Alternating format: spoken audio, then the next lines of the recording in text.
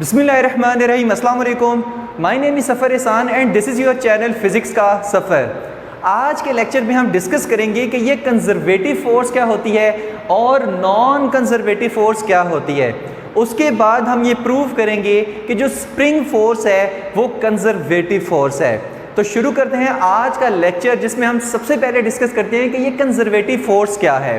अच्छा, conservative force ऐसी force होती है कि जिसमें work done on a body is independent of path होता है, कि जो आप बॉडी पे वर्क कर रहे हैं उसको इनिशियल से फाइनल पोजीशन तक लेके जाने में वो पाथ पे डिपेंड नहीं करता। जिस मर्जी पाथ पे जाएं वो वर्क की वैल्यू सेम आएगी, सिर्फ वो डिपेंड किस चीज़ पे करता है, इनिशियल और फाइनल पोजीशन पर। अब आपने इनिशियल से फाइनल पोजीशन पर जाना है तो जिस मर्जी पाथ से जाएं इस चीज़ से कोई फ़र्क नहीं पड़ता। ये सारी चीज़ें आगे प्रूव करके बताएंगे कि ये किस तरह से होता है, ठीक है। और दूसरी चीज़ क्या है, कंजर्वेटिव फोर्स अगर हो या कंजर्वेटिव फील्ड हो तो work done along a close path, in a close path, वो क्या होता है, वो ज़ीरो होता है। वर्क डन क्या होता है, हमारे पास क्लोज्ड पाथ के अंदर ज़ीरो हमेशा आता है। अब किस तरह से आता है, क्यों आता है, वो आगे चल के देखते हैं। इसी तरह नॉन कंजर्वेटिव फोर्स क्या होती है, इसमें work done along a closed path वो is not equal to zero होता है, और इसमें जो वर्क है वो डिपेंड्स ऑन द पाथ, कि वो जो वर्क हम कर रहे हैं बॉडी को एक जगह से दूसरी जगह लेके जाने में, वो पाथ पे डिपेंड करता है कि आप किस पाथ से जा रहे हो, ठीक हो गया। तो इसकी एग्जांपल में आप क्या लिखोगे, स्प्रिंग फोर्स और ग्रेविटेशनल फोर्स। इसकी एग्जांपल में आप क्या लिखोगे, फ्रिक्शनल फोर्स और जो प्रेशर फोर्स होती है, ठीक हो गया।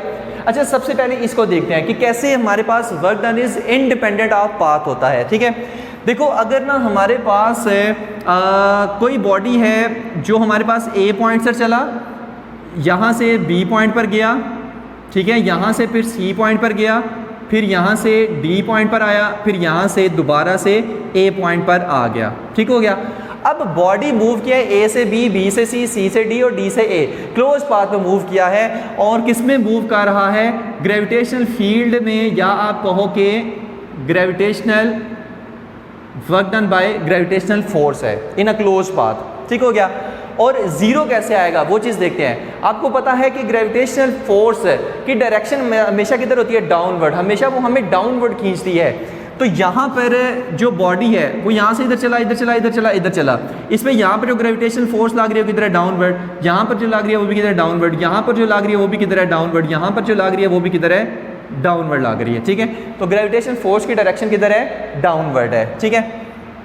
और वर्क का फार्मूला क्या होता है, W is equal to mgh cos theta, ठीक है। हल्का सा बस बता देते हैं कि ये किस तरह से ज़ीरो होता है। वैसे तो ये फर्स्ट ईयर फिजिक्स से चैप्टर नंबर 4 में आप करके आ चुके हैं, लेकिन जस्ट थोड़ा सा कॉन्सेप्ट इसका देने के लिए देखो, यहाँ पर बॉडी यहाँ से इस तरफ जा रहा है तो फोर्स और डिस्प्लेसमेंट में एंगल कितना है, 90 डिग्री। यहाँ से बॉडी ऊपर की तरफ जा रहा है तो फोर्स नीचे, बॉडी ऊपर जा रहा है तो एंगल कितना है, 180 डिग्री।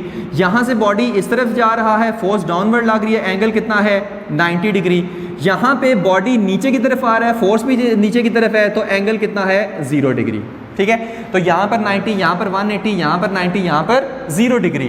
अच्छा, यहाँ पर आपको पता है कि mgh cos 90, यहाँ भी mgh cos 180 डिग्री, यहाँ पर mgh cos 90 डिग्री, यहाँ पर mgh cos 0 डिग्री। अब गौर से सुनना है, यहाँ पर cos 90 क्या होता है, 0, तो यहाँ पर वर्क कितना हो जाएगा, 0।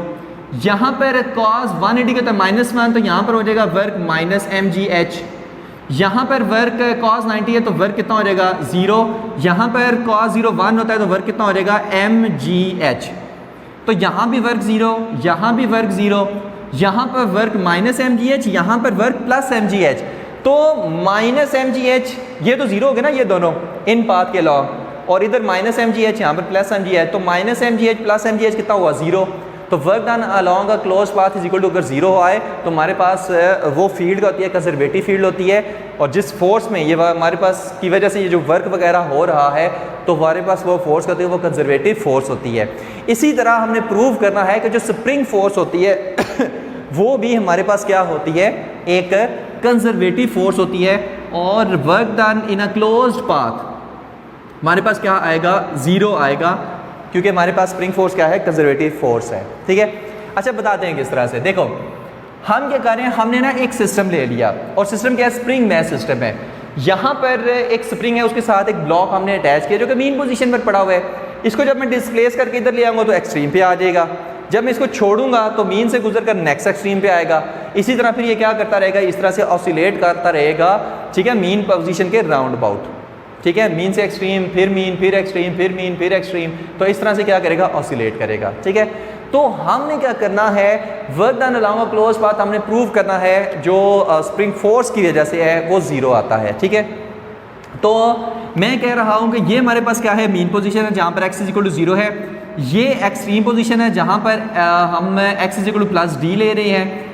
ये हमारे पास नेक्स्ट एक्सट्रीम पोजीशन है जहां पर x = -d ले रहे हैं। ठीक है, तो मैंने इसको इस फॉर्म में लिख दिया है, मीन से फिर एक्सट्रीम, फिर मीन, फिर नेक्स्ट एक्सट्रीम, फिर मीन, तो इस तरह से इसके दरमियान जैसे क्या कर रहा है, ऑसिलेट कर रहा है। ठीक है, और क्लोज पाथ यहाँ पर हम क्या लेंगे कि एक कंप्लीट राउंड ट्रिप, मतलब जहाँ से चला था वहीं पर वापस। ठीक है, अच्छा वो किस तरह से, देखो यहाँ से इसको मैं ले रहा हूँ कि मान लो इस एक्सट्रीम से बॉडी ने मोशन स्टार्ट की, यहाँ से मैंने इसको छोड़ा, यहाँ से स्टार्ट की, यहाँ से इधर आया, फिर इधर आया, फिर इधर आया, फिर इधर आया, तो एक राउंड ट्रिप कंप्लीट।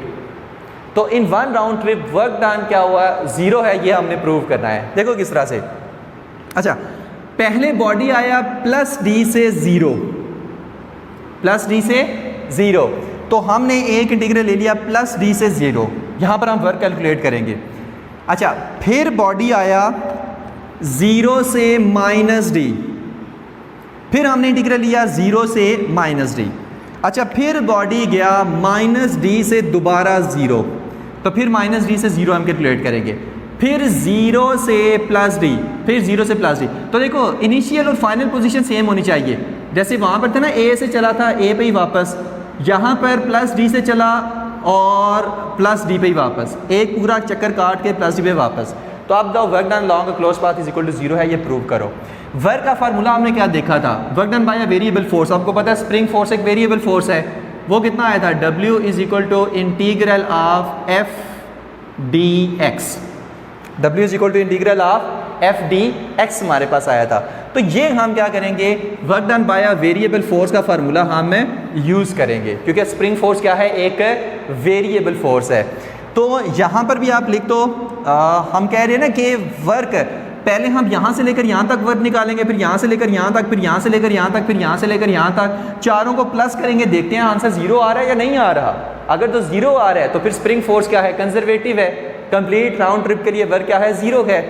तो यहाँ पर आप क्या लिखोगे, f dx है ना, और यहाँ पर स्प्रिंग फोर्स यूज़ हो रही है, यानी रीस्टोरिंग फोर्स, और उसको फिर हम कैसे लिखेंगे, W = integral of -kx * dx। तो ये फार्मूला हम यूज़ करेंगे। फोर्स की जगह मैंने क्या लिख दिया, -kx लिख दिया, क्योंकि रिस्टोरिंग फोर्स का फार्मूला होता है। अच्छा अब यहाँ पर आप क्या लिखोगे कि -kx dx, यहाँ भी -kx dx, यहाँ पर -kx dx, यहाँ पर -kx dx। तो ये हमारे पास क्या आ जाएगा, टोटल वर्क हम कैलकुलेट कर रहे हैं। ठीक है, डायरेक्ट हम कैलकुलेट कर रहे हैं। इसको पाथ 1 कह लें, पाथ 2, पाथ 3, पाथ 4। तो पाथ 1 के लिए, पाथ 2 के लिए, पाथ 3 के लिए, पाथ 4 के लिए, तो ये हमने क्या करना है, कैलकुलेट करना है। अच्छा अब कैलकुलेट किस तरह से करेंगे, यहाँ पर देखो। अच्छा यहाँ पर जो हमारे पास है आएगा -k और x dx का इंटीग्रल क्या होता है, x²/2, और लिमिट कितनी लगेगी, d से लेकर 0 तक। ओके हो गया, क्योंकि d से भी 0 पे जा रहा है। अच्छा प्लस यहाँ पर आप क्या लिखोगे, -k और x²/2, और लिमिट क्या लगाओगे, 0 से लेकर -d तक। ओके हो गया। अच्छा फिर प्लस यहाँ पर देखो -k बाहर आ जाएगा, -k, और यहाँ पर क्या आएगा, x²/2, और लिमिट कितनी लगेगी, -d से लेकर 0 तक। प्लस यहाँ पर क्या आएगा, -k और x²/2, और लिमिट कितनी लगेगी, 0 से लेकर d तक। यहाँ तक ओके है। अच्छा, अब जस्ट इसको ओपन कर लेना है, तो फिर देखते हैं हमारे पास क्या आंसर आएगा। अच्छा, जब इसको ओपन करेंगे इज इक्वल टू, यहाँ पर देखो, यहाँ पर आएगा माइनस के, और ये क्या आएगा 0 square by 2 minus D square by 2। ठीक है, जब हम इसमें लिमिट पुट करेंगे तो यहाँ पर क्या आ जाएगा 0 square by 2 minus D square by 2। तो इसको मैं लिख दूंगा माइनस के, और यहाँ पर क्या आ जाएगा माइनस डी स्क्वायर बाय 2 आ जाएगा। ठीक हो गया। अच्छा, इसमें क्या आएगा प्लस माइनस के, और जब यहाँ पर लिमिट पुट करेंगे तो माइनस डी है ना, तो minus D square by 2 minus 0 square by 2। पहले x की जगह माइनस डी रखना है, फिर माइनस x की जगह 0 रखना है, तो 0 का स्क्वायर बाय 2। तो यहाँ पर जब माइनस डी इसकी जगह रखेंगे तो माइनस डी का स्क्वायर क्या होता है प्लस डी का स्क्वायर, तो यहाँ पर आ जाएगा डी स्क्वायर बाय 2, सिर्फ डी स्क्वायर बाय 2 आ जाएगा, तो डी स्क्वायर बाय 2। ठीक है, ये लिमिट ओपन करना आनी चाहिए आपको। अच्छा, प्लस यहाँ पर अगर आप देखें तो माइनस के, और यहाँ पर देखो x की जगह पहले 0 रखना है, तो 0 स्क्वायर बाय 2 माइनस, फिर माइनस डी रखना है, तो माइनस डी स्क्वायर बाय 2। तो ये हमारे पास कितना आ जाएगा, क्योंकि माइनस एक बाहर भी था, तो ये हमारे पास आएगा minus D square by 2 minus, अच्छा यहाँ पर आएगा ना माइनस डी स्क्वायर बाय 2। तो नेगेटिव नेगेटिव प्लस होता है, तो यहाँ पर हम इसको फिर प्लस कर देंगे, एक ये आ गया प्लस। ठीक है, यहाँ पर लिमिट पुट गई, एक दफ़ा 0x की जगह पुट करो, एक दफ़ा माइनस डी पुट करो, तो हमारे पास क्या आएगा डी स्क्वायर बाय 2 आएगा। अच्छा, नेक्स्ट हमारे पास क्या आएगा कि प्लस, और यहाँ पर माइनस के। अच्छा, यहाँ पर देखो x की जगह पहले d पुट करो, फिर x की जगह 0 पुट करो, तो D square by 2 minus 0 square by 2 आ जाएगा। तो ये हमारे पास क्या आएगा डी स्क्वायर बाई 2 आ जाएगा, तो डी स्क्वायर बाई 2 आ जाएगा। ओके हो गया। तो ये हमारे पास क्या है, कुछ आंसर आ गए। अच्छा, अब यहाँ पर देखो माइनस माइनस प्लस हो जाएगा, तो ये आ जाएगा के डी स्क्वायर बाई 2, और प्लस माइनस माइनस हो जाएगा, तो ये हमारे पास आ जाएगा के डी स्क्वायर बाय 2, और प्लस के D square by 2 plus minus minus K D square by 2। अच्छा, यहाँ पर देखो के डी स्क्वायर बाय 2 इससे काट गया, ये के डी स्क्वायर बाय 2 इससे काट गया, तो हमारे पास वर्क कितना आया 0। यही तो हम प्रूव कर रहे थे, यही तो हम क्या कर रहे थे, प्रूव कर रहे थे। तो पहले आपने इस पाथ के ब्लू वाले पाथ के लॉन्ग, फिर ग्रीन वाले पाथ के लॉन्ग, फिर ब्लैक वाले पाथ के लॉन्ग, फिर ब्लैक वाले पाथ के लॉन्ग, इनके क्रॉस वर्क कैलकुलेट करें, फिर सबको प्लस करें। अगर आंसर 0 आ रहा है, इसका मतलब है स्प्रिंग फोर्स क्या है, एक कंजर्वेटिव फोर्स है।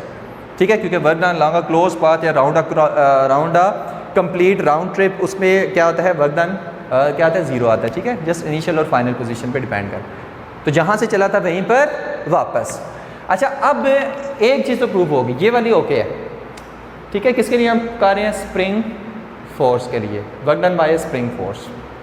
अच्छा, दूसरा है ना ये नहीं प्रूव हुई, ये हुई है क्लोज पाथ वाली। अच्छा, अब ये कैसे कि पाथ पे डिपेंड नहीं करता, इंडिपेंडेंट ऑफ पाथ है, जिस मर्जी पाथ से जाओ आंसर सेम आएगा। ठीक है, अब वो चीज़ देखो सेम टू सेम वही चीज़ है, सेम टू सेम वही चीज़ है। हुआ क्या है यहाँ पर कि mean position, extreme position plus D, next extreme position minus D, और यहाँ पर हमने एक पॉइंट ले लिया है मीन और एक्सट्रीम के दरमियान, ये पॉइंट हमने ले लिया, इसको हमने कहा माइनस डी बाई 2, क्योंकि यहाँ से लेकर यहाँ तक कितना है माइनस डी, तो दरमियान में क्या आएगा माइनस डी बाई 2 आएगा। ओके हो गया। अच्छा, कंडीशन क्या है, आपने क्या करना है, पाथ 1 के लॉन्ग पहले जाना है, मतलब कि पहले आपने जाना है प्लस डी से माइनस डी बाई 2 तक, और बताओ वर्क कितना हुआ है। ठीक है, फिर नेक्स्ट आपने काम क्या करना है, नेक्स्ट आपने काम क्या करना है, प्लस डी बाई 2 से प्लस डी से पहले माइनस डी तक जाना है, फिर माइनस डी से माइनस डी बाई 2 तक जाना है, तो बताओ वर्क कितना हुआ है। अगर तो वर्क की वैल्यू सेम आ रही है तो work is independent of path, ठीक है। जब work done by spring force हो रहा हो तो work is independent of the path. जब यहाँ से यहाँ पर जाएंगे तब भी वैल्यू वही आएगी, अगर यहाँ से यहाँ पर जाएंगे और फिर यहाँ पर आएंगे तो फिर भी वैल्यू वही आएगी। इनिशियल और फाइनल पोजीशन मैंने सेम रखी है, जस्ट पाथ को डिफरेंट कर दिया है। पहले इनिशियल से फाइनल पोजीशन डायरेक्ट आ जाओ, फिर यहाँ तक अगर -d/2 तक पहुँचना है तो पहले +d से -d आओ, -d से फिर -d/2 तक जाओ, पहुँचना -d/2 तक है किसी तरीके से। तो दो पाथ मैंने ले रही हैं, अब दोनों पे वर्क कैलकुलेट करूँगा, देखते हैं तो क्या आंसर सेम आता है या नहीं आता। तो पहले इसके क्रॉस, तो W = फार्मूला हमारे पास क्या था, लिमिट लगाओ कितनी, +d से -d/2 तक, मतलब यहाँ से हम इधर आ रहे हैं तो -kx × dx, ठीक हो गया। फार्मूला कौन सा, यही हमने यूज़ किया है क्योंकि वर्क हमारे पास फार्मूला ये है। अच्छा क्या आ जाएगा, W =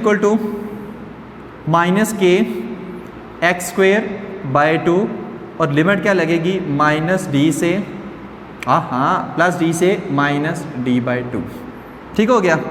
तो इसको मैं रेस कर रहा हूँ क्योंकि ये मुझे डिस्टर्ब कर रहा है। ओके हो गया। अच्छा अब जस्ट लिमिट पुट कर देनी, कुछ भी नहीं करना, नहायत आसान, ये आपका लॉन्ग क्वेश्चन है। W = -k और लिमिट क्या है, पहले पुट करोगे -d/2 का स्क्वायर डिवाइडेड बाई 2 -d² /2, ये हमारे पास आ गया, ठीक हो गया। अच्छा ये फिर हमारे पास क्या आएगा कि W = -k और यहाँ पर क्या आ जाएगा, d² डिवाइडेड बाय 2 का हमारे पास स्क्वायर क्या था 4 और नीचे वाले 2 से मल्टीप्लाई होकर क्या हो जाएगा, ये 8 हो जाएगा। तो ये हमारे पास कितना आ जाएगा, d² divided by 8 -d² divided by 2।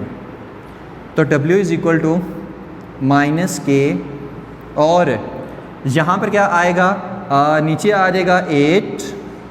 अच्छा एलसीएम ज़ाहिर हम इसका ले रहे हैं तो यहाँ पर क्या आएगा, d² -2 4 = 8 तो -4d², ठीक है। अच्छा d² -4d², ये कितना आ गया, 3d², -3d²। तो यहाँ पर हमारे पास आएगा -k -3d² डिवाइडेड बाय 8, तो माइनस माइनस प्लस हो जाएगा। तो ये हमारे पास कितना आ जाएगा, 3k d² डिवाइडेड बाय 8, ठीक हो गया। यानी वर्क हमारे पास कितना आया है, 3/8 kd², 3/8 kd²। किस कब, जब हम +d से -d/2 पे आए हैं। अब देखते हैं कि जब हम वो सेकंड पाथ हम चूज़ करेंगे तब भी हमारे पास आंसर यही आता है या डिफरेंट आता है। अगर तो यही आता है तो इसका मतलब है work is independent of path. कब, जब हम कंजर्वेटिव फोर्स यानी स्प्रिंग फोर्स की बात करते हैं तो। अच्छा सेकंड पाथ हमारे पास क्या है कि +d से चलना है पाथ 2, आपने +d से चलना है और -d पे जाना है, फिर -d से चलना है और -d/2 पे जाना है, ठीक है। तो पहले यहाँ से यहाँ पर आओ, फिर यहाँ से यहाँ पर जाओ, तो दोनों के लिए अलग अलग निकालते हैं। तो W = इंटीग्रल ऑफ, क्या पहले कहाँ चलना है, d से लेकर -d तक, तो -kx × dx और प्लस फिर आपने किधर चलना है, -d से -d/2 तक, तो -kx dx, -kx dx, ठीक हो गया। तो बस इसके लिए निकाल लो। तो जब हमारे पास आंसर आएगा तो देखते हैं कौन सा आंसर आएगा। तो W, तेज़ी से इसको करते हैं, W = यहाँ पर क्या आएगा, -kx² डिवाइडेड बाय 2, लिमिट कितनी आएगी, d से लेकर -d तक, और प्लस यहाँ पर क्या आएगा, x² डिवाइडेड बाय 2, ठीक है। यहाँ पर -k और लिमिट कितनी आएगी, -d से लेकर -d/2 तक, ओके हो गया। अच्छा फिर W = कोई बोर तो नहीं हो रहा, -k यहाँ पर क्या आएगा, -d का स्क्वायर डिवाइडेड बाय 2 और -d²/2 प्लस यहाँ पर क्या आएगा, -k तो उसी तरह आएगा और साथ में -d/2 का स्क्वायर और divided by 2 minus D square divided by 2। ठीक है, हमने लिमिट अप्लाई कर दिया और कुछ भी नहीं किया। अच्छा, अब सिंपल इसको ओपन कर लेना है, तो अगर तो आंसर सेम आता है इसका मतलब है work is independent of path. ठीक है, तो अच्छा W इज इक्वल टू, यहाँ पर देखो माइनस के और आएगा माइनस डी का square D square divided by 2 minus D square divided by 2। ठीक है, और यहाँ पर प्लस है तो प्लस ही रहने दो, माइनस के और डी स्क्वायर 2 2 ज़ार 4 और जब 2 से नीचे मल्टीप्लाई होगा तो 8, तो divided by 8 minus D square divided by 2 आ जाएगा। ठीक हो गया। अच्छा, अब W is equal to minus K D square by 2 और प्लस के डी स्क्वायर बाई 2। यहाँ पर क्या आएगा, यहाँ पर आएगा प्लस और माइनस के फ़िलहाल इधर ही रहने दें, और नीचे क्या आएगा 8, ऊपर क्या आएगा डी स्क्वायर, और यहाँ पर क्या आएगा माइनस से और 2 4 ज़ार 8 माइनस 4 डी स्क्वायर आ जाएगा। ठीक हो गया जी। अच्छा, अब ये इससे गया तो W इज़ इक्वल टू, यहाँ पर क्या आएगा माइनस के और अंदर क्या आएगा minus 3 D square divided by 8, और ये हमारे माइनस माइनस प्लस, तो ये हमारे पास आ जाएगा 3/8 के डी स्क्वायर। तो सेम ही नहीं आया, यानी पाथ 1 के लॉन्ग जब आपने देखा तो फिर कितना आया 3/8 के डी स्क्वायर, अब भी कितना आया 3/8 के डी स्क्वायर, यानी कि जो work done by spring force वो हमारे पास इंडिपेंडेंट ऑफ पाथ होता है, जिस मर्जी पाथ से जाओ। ठीक है, चाहे डायरेक्ट आ जाओ माइनस डी बाई 2 तक, चाहे पहले डी से माइनस डी पर जाओ, फिर यहाँ से माइनस डी बाई 2 पे आओ, तो हमेशा आंसर सेम आएगा, क्योंकि work is independent of path. कब? जब हमारे पास कंजर्वेटिव फोर्स हो तो। ओके हो गया। तो यही, अगर किसी ने स्क्रीनशॉट लेना है तो ले सकता है। तो यही 2 चीज़ें हमने प्रूव करनी थी। होप्स हो कि ये सारी चीज़ें आपको समझ आ गई होंगी। Thank you very much. अल्लाह हाफिज़।